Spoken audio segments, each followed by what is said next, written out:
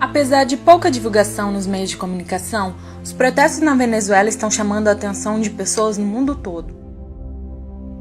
A população do país, cansada da violência, impunidade, escassez de alimentos e produtos de higiene, resolveu protestar. Mas como acontece em todo o país onde o governo é esquerdista e totalitário, a repressão do governo venezuelano aos estudantes que protestam pelas ruas do país foi brutal. Utilizando-se da Guarda Nacional e dos chamados coletivos, Maduro ordenou que os manifestantes sejam duramente combatidos, inclusive utilizando armas de fogo contra a população, causando a morte de pelo menos 3 pessoas e a prisão de muitas outras. O que acontece na Venezuela é um triste episódio, mas devemos estar alertas ao fato de que a Venezuela de hoje pode representar a América Latina de amanhã.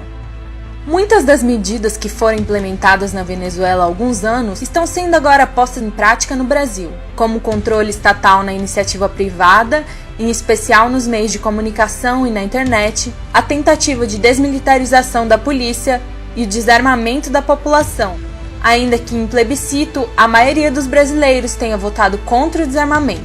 Assim como a Venezuela no governo de Chávez, o Brasil está cada vez mais aproximando-se de Cuba. O mesmo programa implementado no Brasil, chamado de Mais Médicos, foi realizado na Venezuela. No entanto, os protestos na Venezuela deixam claro que supostos médicos tratavam-se na verdade de guerrilheiros terroristas treinados em Cuba. Outra semelhança é que tanto o Brasil quanto a Venezuela doam quantias gigantescas de riquezas nacionais para Cuba. A Venezuela envia diariamente 100 mil barris de petróleo para Cuba, e o governo do PT investe mais em obras cubanas do que em obras brasileiras. E por fim, uma importante coincidência entre Venezuela e o Brasil é que ambos os países possuem processos eleitorais suspeitos de fraude. As organizações dos partidos de esquerda financiam movimentos terroristas que geram caos e instabilidade social nos países da América Latina, para que depois vendam como solução a doutrina socialista. No entanto, os acontecimentos na Venezuela nos mostram que a liberdade e o socialismo são perfeitos opostos. O povo governado por ditadores, terroristas e criminosos sempre possui 2 opções: a luta pela liberdade ou a omissão. A primeira opção lhes garante autonomia individual e independência, enquanto a segunda lhes torna frios e coniventes, piores do que o próprio governo. Os cidadãos da Venezuela escolheram lutar por sua liberdade, mas os brasileiros se calam e abaixam suas cabeças de forma omissa.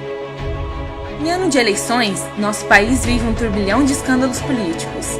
Inocentes estão sendo mortos pelos movimentos financiados por partidos de esquerda, mas os brasileiros não estão pedindo explicações do governo conivente e financiador de crimes. A América Latina precisa de ajuda, mas a mudança não virá de forma miraculosa e instantânea, e só será verdadeira se partir de cada indivíduo. É apenas através da ação individual e combatendo a omissão que poderemos mudar a situação alarmante que se instaurou em nosso continente. É importante que oremos pela Venezuela, mas também que oremos pelo Brasil e por toda a América Latina. Ajude-nos a combater a omissão, conquistando assim a nossa liberdade. Por isso, é tão importante que você se manifeste, pois os maiores inimigos da liberdade não são os ditadores, são os omissos. Os maiores inimigos da liberdade não são os ditadores, são os omissos. Os maiores inimigos da liberdade não são os ditadores, são os omissos. Os maiores inimigos da liberdade não são os ditadores, são os omissos. Os maiores inimigos da liberdade não são os ditadores, são os omissos. Os maiores inimigos da liberdade não são os ditadores, são os omissos. Os maiores inimigos da liberdade não são os ditadores, são os omissos. Os maiores inimigos da liberdade não são os ditadores, são os omissos. Os maiores inimigos da liberdade não são os ditadores, são os omissos. Os maiores inimigos da liberdade não são os ditadores, são os omissos. Os maiores inimigos da liberdade não são os ditadores, são os omissos.